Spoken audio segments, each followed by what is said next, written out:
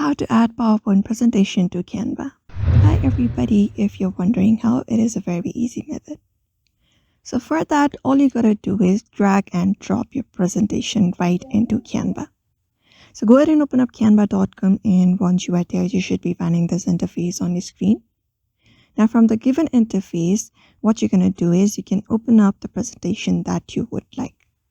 So for that, you can open up File Manager and open up the presentation.